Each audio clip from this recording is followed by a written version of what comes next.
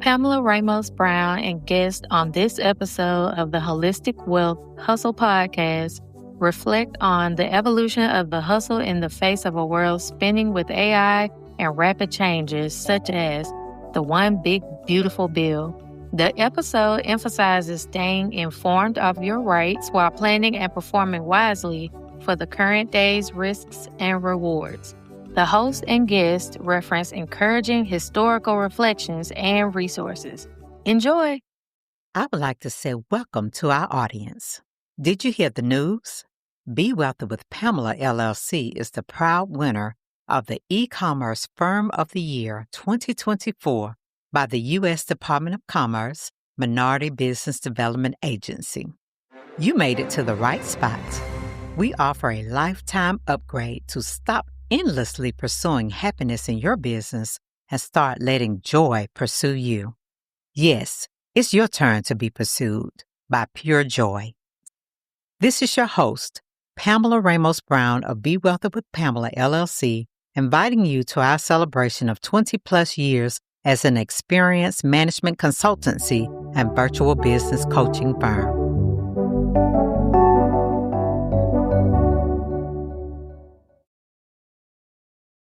Hello, John. Thank you so much for joining me today on this podcast. This is the Holistic Wealth Hustle Podcast, and I'm excited to have you here today. You came out in the rain to support the podcast, and we surely appreciate you. Well, thank you for inviting me. I'm pleased to be here. I like that intro, that keyword hustle part. That's got a ring to it. Bring me back to the old days when the word hustle was just coming out. I'm an 80s baby, so 85, 84, 85 was my time, and that's when I began to become enlightened to what was going on in society at the time, and that word hustle, like they had a song came out, Do the Hustle. That's right. You hear a little flute playing in the background, and for those of my generation, I'm pushing 60, but y'all know what song should pop to your mind when you hear that word hustle and the song come on. Do the hustle with the flutes right behind it. So right. I like that key word there, hustle, and I am not mad at anybody, especially you, when you're trying to do that, and I don't mind helping out to help you get wealthy. Okay. Well, thank you. We're going to get wealthy together. That's why it's called Be Wealthy with Pamela, because we know that the rise to the top gets lonely, so we don't want to be there by ourselves, so we take some VIP with us when we go there. So we consider you to be on the VIP list to Be Wealthy with Pamela. So thank you. All right. Well, I definitely appreciate that. I'm going to need my own category of VIP while we talking about it. I mean, you're going to have a list of VIPs. I'm going to be on that VIP just separate all by my lonesome. And I won't have it no other way. No other way. The VIP elite. Yes. And yes, I like that. That's as VIP as you can get, baby. Most definitely. Absolutely. All right. Well, just kind of going back to what you just mentioned about hustle. For some people, that's a bad word. But when we look at the reality of today, you know, that's what we are.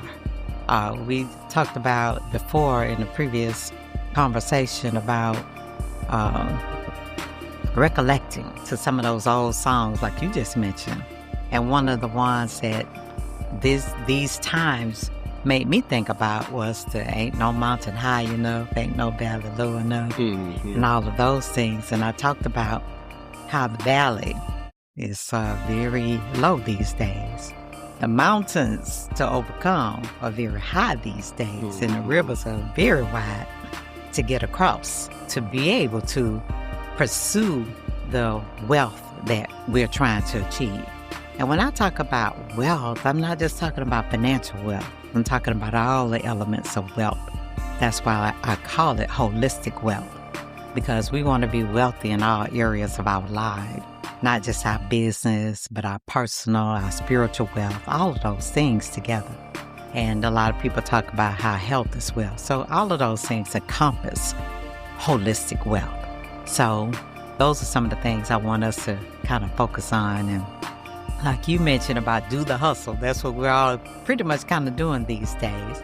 But we, of course, we've elevated beyond just kind of the traditional image of hustling, where you just getting out doing what you can, getting what you can and stuff like that. We've elevated the hustle to be professional, strategic, all of those things. And so we have so many more resources and opportunities to make the hustle into something that's productive and positive.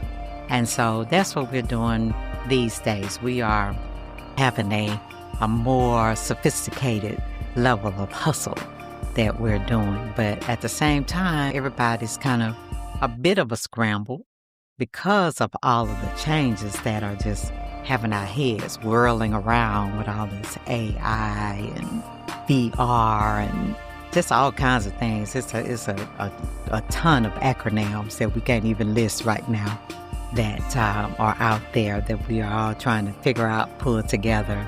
Even top technology companies, top financial companies, the top consulting companies, everybody's really in the midst of figuring it all out. And AI is not as new as some people think it is. It's been around for quite some time.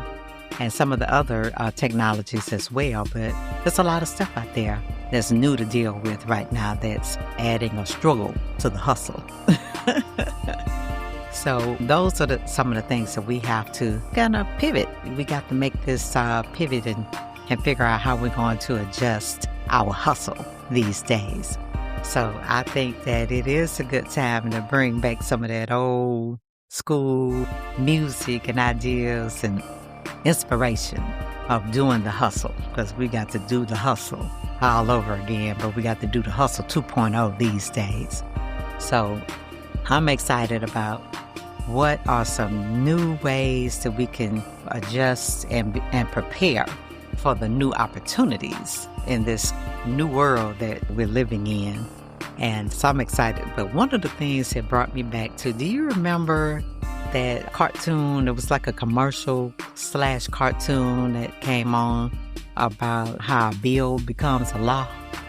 Yeah, I remember that. It's actually, but I'm just a bill. Yes. The little guy was singing on a cartoon, I'm just a bill, and I forget, and sitting on Capitol Hill. I think for those of our generation, since we're the same age, I don't want to give out no numbers, but the 80s babies, right. Quintessential. So there you go. I remember when I was little, and I used to be an avid, like all my peer group was at that time, Sesame Street and the Electric Company were the two big ones for our age group. And I remember that. That's funny I even remember that, but I totally get it. It was a piece of paper, and of course they had the arms and the hands and the feet. Animated, yeah. Yeah, and he said, and humanized, the jig, as it were, song. Right. Yeah. He was just laying on the steps leading up into Capitol Hill. He said, I'm just a bill. Sitting on Capitol Hill, and then I forget the rest of it. I knew the whole song back then. But yeah, and so, you got all that going on with the big, beautiful bill that was just recently passed. Absolutely. By the powers that be, as it were, up in Congress. And now y'all president is feeling pretty good about himself because he got that passed. But beware is all I can say. And stay informed since we're on the topic of bill. And just understand that bill is not what the average American think it is. So again, this is going to relate back to, how can I word this? This is going to relate back to doing your homework, understanding that this is a new age we're in terms of AI. Right. So what you need to do is do your homework, study that bill, use your cell phone and make it smart. That's why they call them smartphones. So get on there and Google, get on there and ask ChatGTP, get on there and ask Google what is in all the provisions that are written thereof in that big, beautiful bill. So you're going to have to, and I'm just metaphorically speaking and referencing that particular bill, since you brought up the bill little song and cartoon. I'm trying to come full circle with you on that. Mm-hmm. So I'm tying it in to say we have to stay informed these days. Oh, yeah. We have to do our homework. Absolutely. You have to study, Yeah. just like the Bible even say. I Mm-hmm. think it's in 1st or 2nd Timothy. I'm not the best person to remember verbatim, but I know it's somewhere along the lines of study to show yourself approved. Mm-hmm. So if you want to show yourself approved to yourself first and foremost, and if you definitely want to show yourself approved and studied when you're dealing with people, because you don't want to go to nobody and not know what you're talking about. Definitely. That's right. But now it's all different now. So just do your homework, study, do your research, and then as you want to escalate, elevate, and becoming wealthy. There you go. There you go. Well, as a planning and performance professional that I am. Well, one of the things I always try to encourage people to do is to plan so that they can be prepared and so that they can also perform, because the execution is key. And so one of the things that this big, beautiful bill reminded me of, that's why it kind of took me back to my childhood days about how a bill becomes a law, because that's what's in process at the moment. Bill becoming a law. And so, but it also reminds me of one of my childhood traumas that I had. And this whole situation is kind of taking me back to that traumatization, as they say. And this is the crazy thing that made me, when I was back in the day, when all of this was on TV and I was kind of going through the process, and that cartoon really became real in my life, was one day I went to school and I didn't get my ice cream. And you would say, what in the world does that have to do with the bill becoming a law? But I didn't get my ice cream, so I went up to the teacher and asked her, well, what happened? Why didn't I get my ice cream? Because I used to get ice cream like every day. My mom would send some money to school for me to get ice cream every day. Back then, it was I think 10 cents a day for you to get ice cream. So my mom would send the money for me to get my ice cream. And so the lady said, well, your mom sent the money, but it wasn't enough for you to get it every day anymore because the price changed. And I was like, what? I didn't understand what she meant by that, because I knew the whole time that my mom had been sending the same amount of money and I had been getting my ice cream every day. And now this is some change. Nobody told me about it. Nobody warned me about it. Nobody told my mom so she could make the adjustment. It just happened.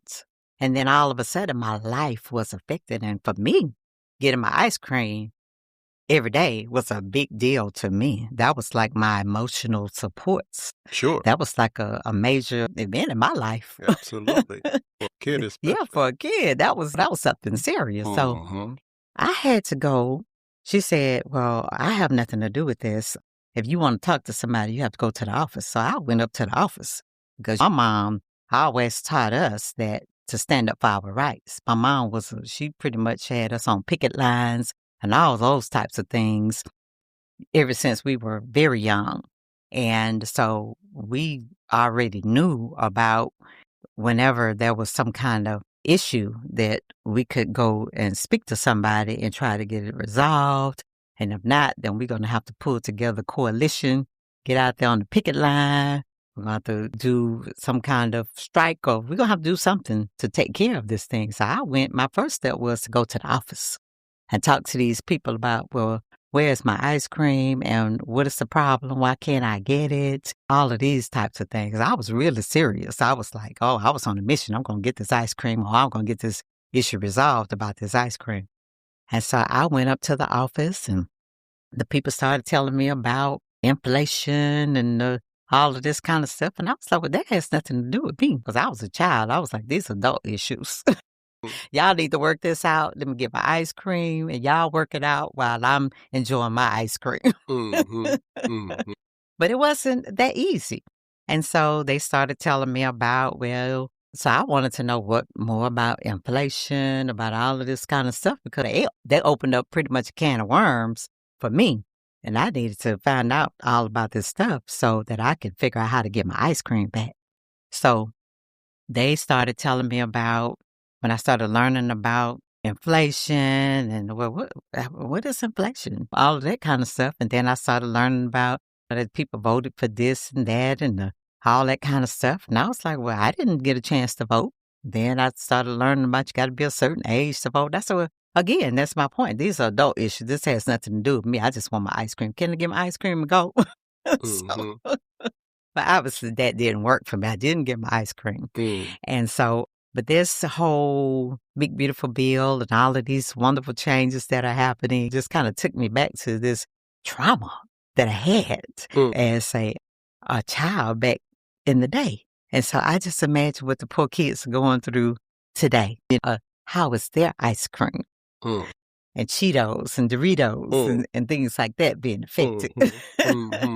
Day-to-day school experiences, daycare experiences, and all of these things being affected about all of this stuff that's happening today. I just learned about that the summer school programs and all these kinds of things are being affected. I remember one of my best friends who had twin boys and a girl, and at the time that she kind of dropped out of school from getting pregnant and having babies. And her main support system in life was the Boys and Girls Club to help keep her boys out of trouble. And when they got shut down, so all of this stuff just started coming back to me. And so I started thinking about, well, how do those times kind of relate to what we're going through today?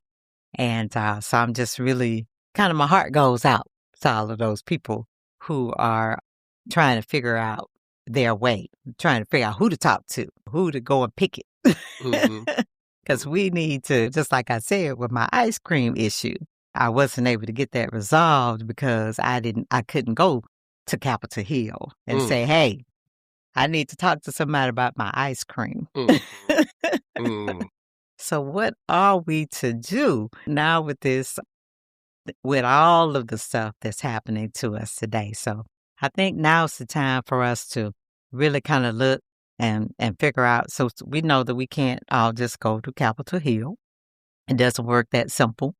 And so we need to figure out, well, what are we going to do internally in our own homes and our own lives to be prepared and adjusted for this world that we're living in now.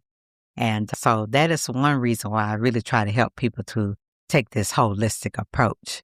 And one of the things that I've learned in my life is that, sometimes when we don't have the political power, we don't have the financial power, the physical power and things like that, then sometimes we have to look for supernatural type of support. And but we definitely have to go back to the planning and preparation.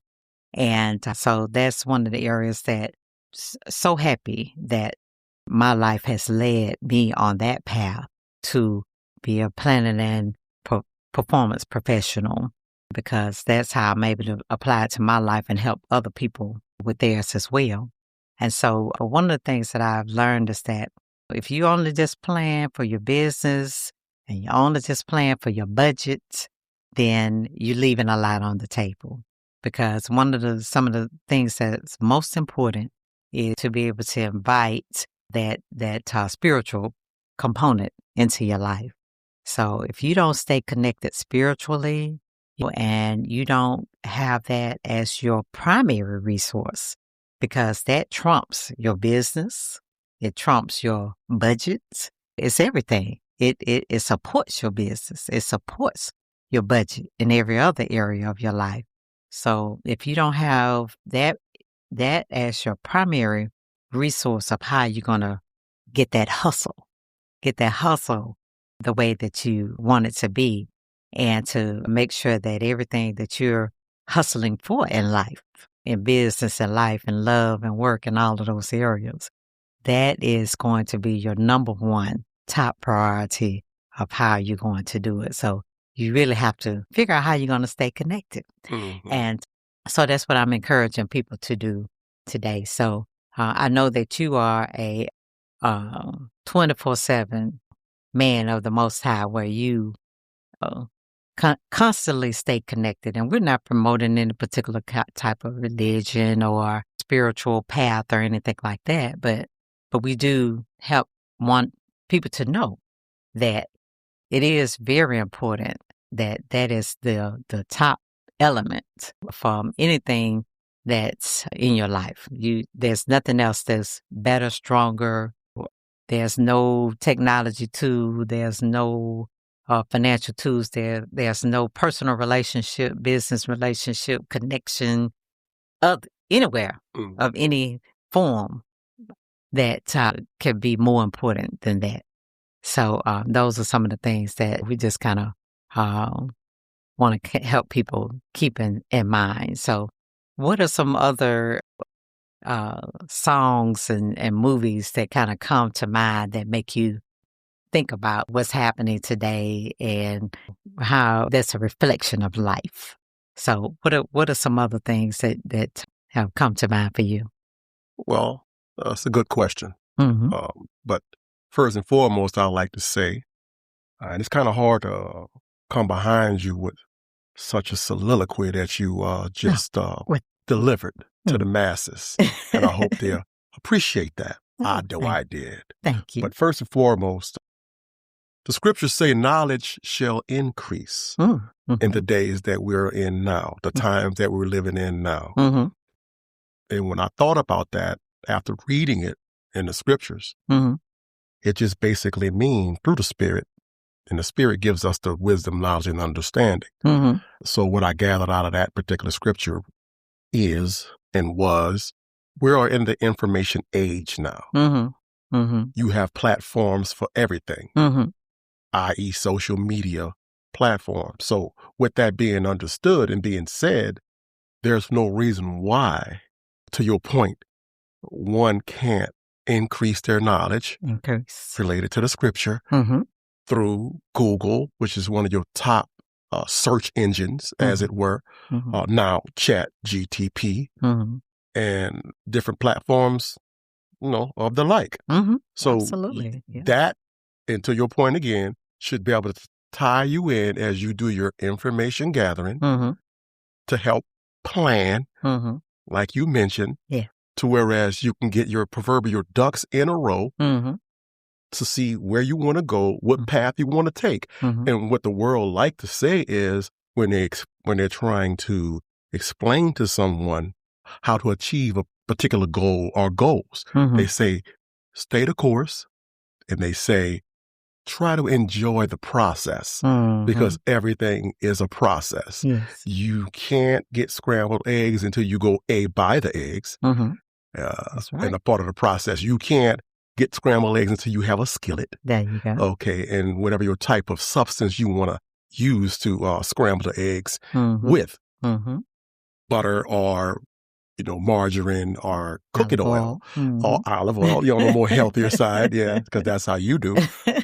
And you can't have scrambled egg, or you can't have scrambled eggs unless you get the eggs, and then you got to crack them open. So that's a process. That's right. On the most simplistic, elementary level, I can explain it. So everything in terms of a business or learning how to work out your body, or even learning how to love somebody, in which that process, the number one thing and element to that is learning to love yourself first. There you go. Because if you can't love yourself first, you can't love your brothers and sisters. Absolutely. And that's also a scripture.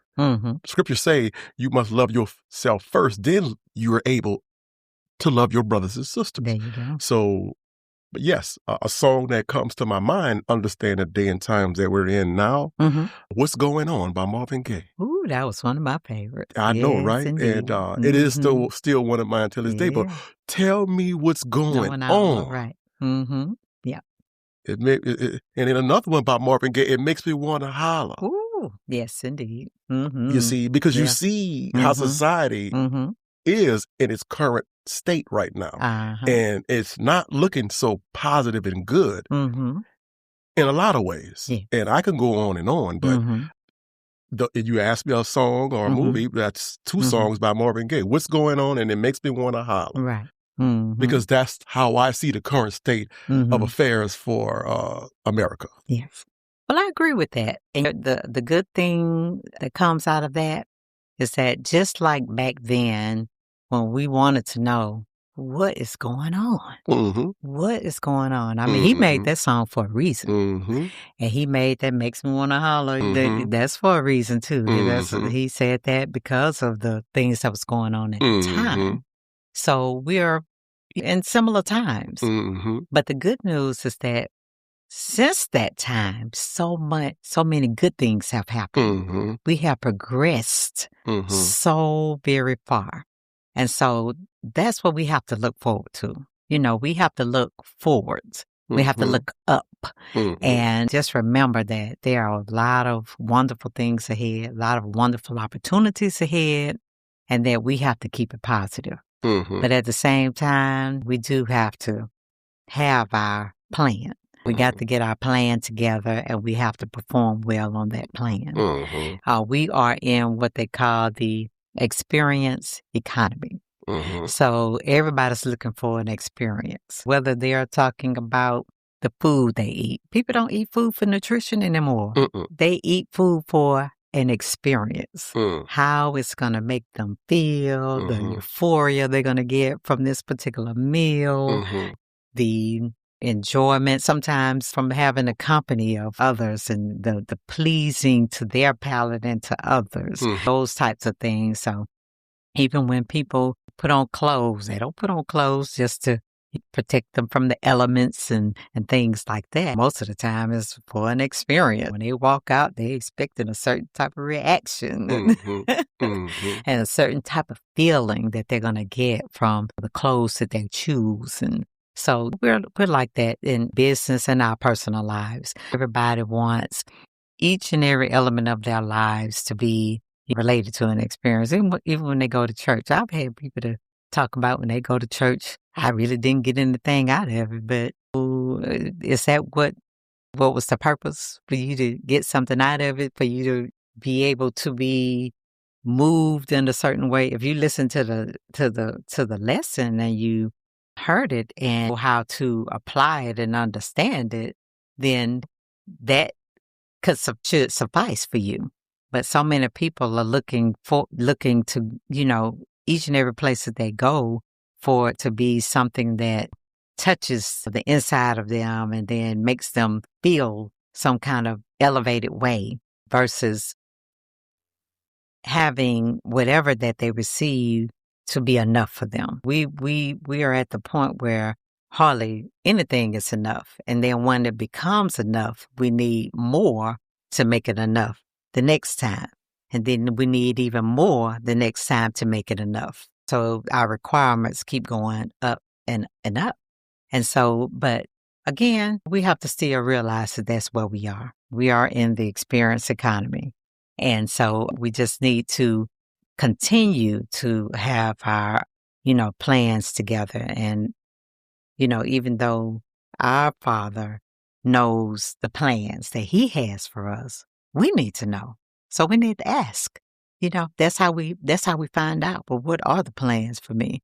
And of course, we'll never know the full plan, but at least if we stay in touch, we keep the communication open with our spiritual connections above, then we can have some idea what the plan, so we can listen better, be absolutely great listeners to what He's trying to tell us.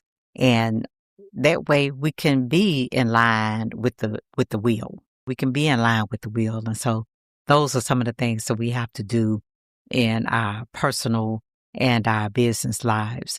And so this is the time that we all have to make what we call the digital transformation in business and life, because just about everything now has a digital underlying factor to it. So there's hardly any element of our lives that doesn't have some level of digital. Even socially, we use a lot of digital resources to just be social with each other, whether it's like, love, business, family, whatever it is. We're always turning to something digital. We just can't even get away from it. So this is the time for us to make that digital transformation for us to be 100% prioritized from a spiritual development perspective and just be prepared. We have to be prepared to pivot at all times. And so those are some of the things that we're really trying to help people to know these days is be digitally prepared, because there's so many different things out there to choose from as ways to go, things to do. Like you mentioned, the scrambled egg scenario. You talked about you got to get the eggs. You got to crack the eggs. You want your scrambled eggs to be prepared, then you got to get your oil, your pot, put it together. And it is a process. You don't want to have shells in your eggs. Then, you got to crack them right. You want the eggs to taste good. You got to season them right. You want to make sure that they're not undercooked, overcooked. You got to learn the process. You got to learn what they look like when they are done or when they're not done or when they need more cooking or less cooking. It's a lot that goes into all of those things. Sure. So we appreciate those examples. So, but again, in the end, the main thing that's so important to know is that, we're in some trying times right now. But if we look back at history, and history has always been one of those subjects. When I was younger, I didn't care about history because I was like, that's old stuff. I don't need to know about that. I need to know about today. What does that have to do with me about what happened 100 years ago, or 10 years ago, or 50 years ago, and stuff like that? But now I realize that history is always important every day. And just like I said before, we had these trying times before. And once we continue to go forward, those who made it through the trying times were able to be a part of times of growth, prosperity, advancement. And so, man, can you just imagine? We can't even imagine some of the advancements that's on the way. And I'm not saying that these things that are trying us now are really the ones that's making us or contributing to the advancements. But there are going to be some wonderful, innovative people and processes and opportunities that contribute to the advancements that we have no idea that are even coming. Some of them we have had some foresight in. We've had some sneak peeks into what's coming. But there are a lot of things that's coming that we have no idea. Some of us may not even be here, when some of those advancements come, but there are some that are coming. And so even though there's been a lot of talk of the end times and things like that, but before the end comes, we don't know how long that's going to take. That could be tomorrow, that could be 1,000 years from now. So, but there are a lot of good things ahead. So we need to be prepared for both. I don't say just look at the good and don't even take into consideration what's harmful or things like that, because you do have to be prepared for both. If you're not prepared for the flu season and you only looking forward to having a winter wonderland, then you could be setting yourself up for failure. You need to be prepared for both. So I do encourage people to plan and prepare for all of those things that you need to protect yourself from, but also open yourselves up to the opportunities and equip yourself for the opportunities so you could be a part of it, you can contribute to it, and you can benefit from it. Yes. So any final thoughts or words from you? Of course. You mentioned food. I call it these days, the way people look at food is when they go out to dine, especially when they're going out to dine, they don't have to cook. I'm one of the mindset that I love to cook, so I don't go out that often to eat. And you are an excellent cook. And thank you very much. The world knows. I try. And those who know, they know. But you brought up, this is about business. This whole format is about business at the end of the day. Getting wealthy with Pamela holistically. So I'll relate that because you brought food up. I'll join the two together and say some of your biggest business transactions has happened over dinner. That's right. In some of the most elegant high rises, penthouse level type of scenic views overlooking Beijing, China, Moscow, Russia, Washington, D.C., Manhattan, New York. Some of the biggest brokers of whatever type of the industry is, tycoons, if you will, were made over dinner. Wow. There you go. All of those good things. But it can always be tied in together to achieve that common goal in which one wants to definitely achieve, because they want to make sure that it's going to bring them the outcome of what they ultimately want. And then to your point in terms of the spirituality of one. Okay, you need that because we're a spiritual people. Yeah. That's how we were created. That's how we were designed from the beginning. And we can't help that, even though we know that some of it is misguided.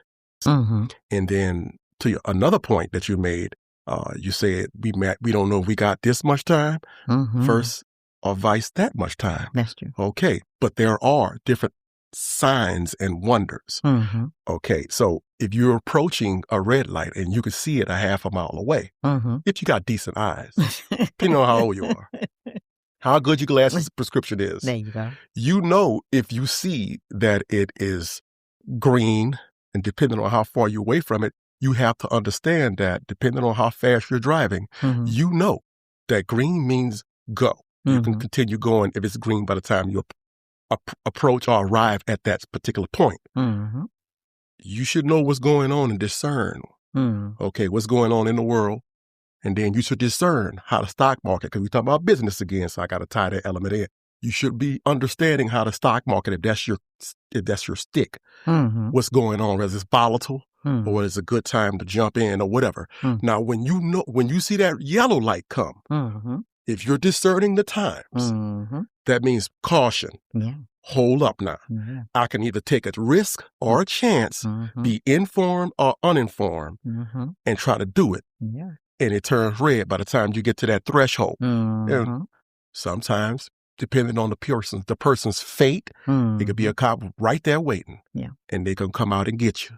Or you can discern and understand. My wisdom tells me, discerning the times, seeing that yellow light, I need to go ahead on and stop. It ain't going to cost me nothing.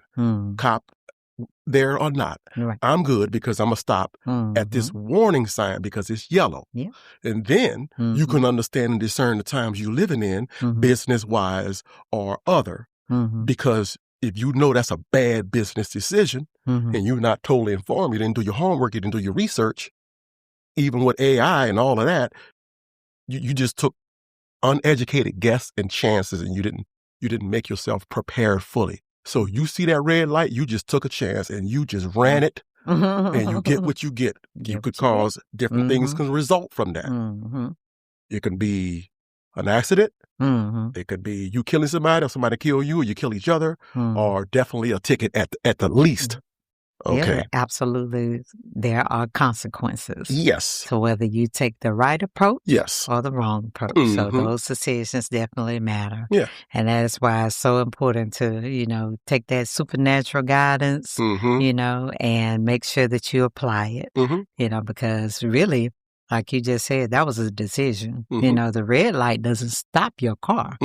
It's still up to you to stop that car. So you have to have discernment. That's right. You have to use your discernment and see what's going on in the times you living in. And not just in your little bubble, but worldwide, because it's all interconnected at the end of the day. You might think Spain was going on over there, don't have nothing to do with you, France or England or Germany. No, it's all interconnected. Yeah, COVID taught us that. Yes. We're all you see what I'm saying? interconnected. Exactly. Yeah. So that was a worldwide event right there.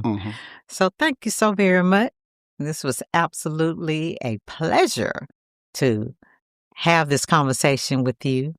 And I appreciate it. And like I said, I know that, it was by grace, brought you out on a rainy day. And you came anyway.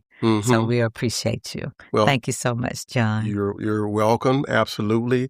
Sometimes those spur of the moment movements turn out to be the best. Growing up back home where I came from in New Orleans, the best parties was the one that wasn't even planned. Just a bunch of yeah. friends got together and said, That's let's right. do it. Let's do it. And that would be the best parties. Right. Absolutely. So this is one of those best parties right now because it wasn't really on my agenda, on my calendar. But I said, why not? Yeah. I don't mind helping out a dear loved one of mine. Thank you so much. John, could you tell us just a little bit about yourself? Introduce yourself to everyone. Okay, I'm Dr. John Gilbert. I went to Yale University. I'm just playing. Okay, who's the real John here? Tell me a little bit about who the real John is. I just like seeing you smile. I just have to throw that out there. And I'm not hurting either. But anyway, so at the end of the day, I'm John Gilbert. I grew up in New Orleans, Louisiana. I'm an 80s baby. Ooh, so me too. I left out of high school in 85 and went to the Navy, actually. Stayed home for the summer. Took off for the Navy in that August of that year. And never looked back. Never looked back and saw the world twice over, literally. What does that mean? Well, it was on 7 aircraft carriers. So that's a ship, for those who don't know. And there's a difference between a ship and a boat. Okay. A boat is a little something you get in. You putt around in a little lake or whatever. A ship is something huge and massive depending on the purpose of that particular vessel.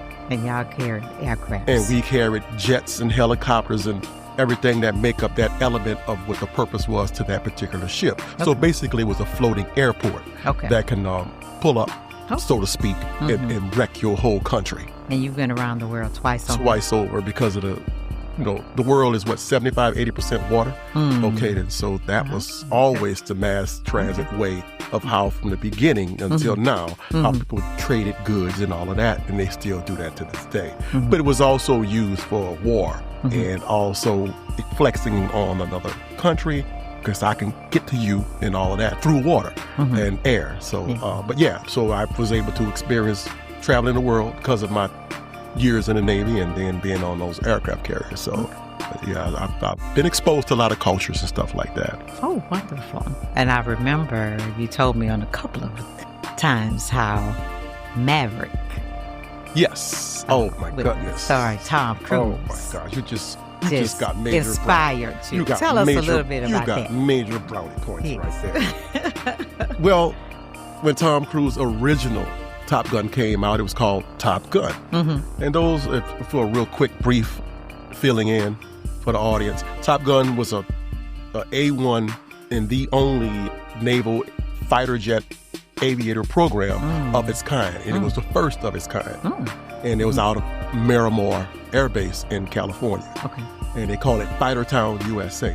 So that was where all of the top aviator fighter jet and the premier jet for the Navy at that time was the F-14 Tomcats. And everybody, all the pilots and aviators go through their courses and their classes and all of that. Well, and then once they graduate, they go out to the fleet and they be assigned to different air squadrons on land bases. And then when it's time to go as a squadron from whatever particular base rotation it was, they go land on a carrier and they go out for 6, 7, 8 months. Well, the best of the best, they get invited to go to Top Gun. So those are the best of the best. And then you get your few out of that who become eventual instructors. And so Top Gun, Tom Cruise, my dude, I saw that year, and it was before, it was heading into the summer of 85. So I was like, not knowing what I really wanted to do, and I said, I'm going to do that. I love the movie so much. And I love airplanes, and especially jets and fighter jets. And it made me appreciate and love and understand what an aircraft carrier is about that housed them and held them and brought them all over the world. Yeah, I said, I'm going to go to the Navy. And that's what you did. And that's what I did. And I don't regret not 1 minute of it. You were there 23 years? 23 years, correct. It went by fast, actually. Now, you do have your ups and downs and your bad and your good times in life and different experiences and as you go through the process. But it was good to me. And I made it through. All praises to the Most High, Yahweh. I tell you what, I wouldn't change a thing. Okay. Well, I'm excited to hear that. Thank you so much for sharing that with us. So thank you once again for being here and participating in this Holistic Wealth Hustle podcast. Have a great day. Well, thank you for inviting me again, and don't be a stranger. All right.